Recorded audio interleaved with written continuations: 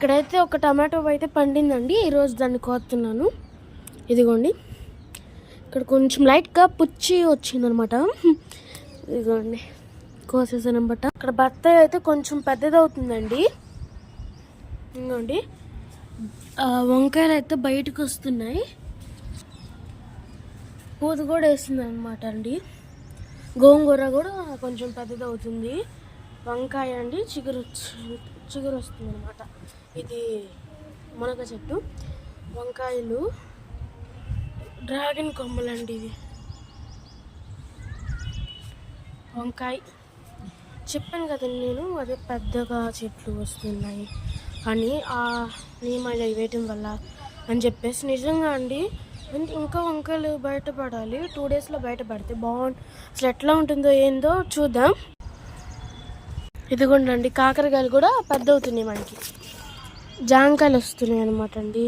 ఇంకా 2 డేస్ ఆగితే మనం కొయ్యొచ్చు సపోటాని. ఇదిగోండి, ఇది కట్టామండి.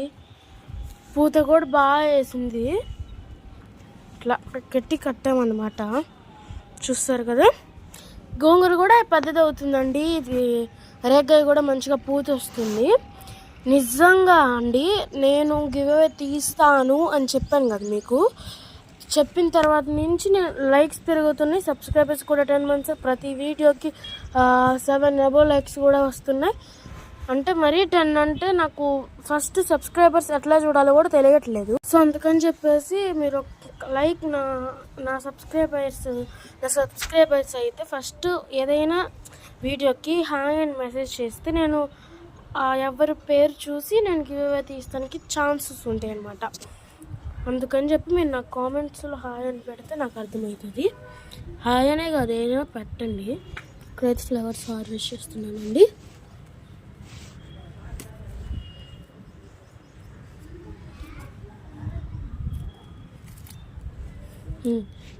అంటే చాలా మొగ్గలు కూడా చేస్తుంది కూడా కొంచెం తక్కువ అవుతున్నాయి. సార్ నెక్స్ట్ టైం ఎక్కువ వస్తే బాగుంటుంది. Bye bye.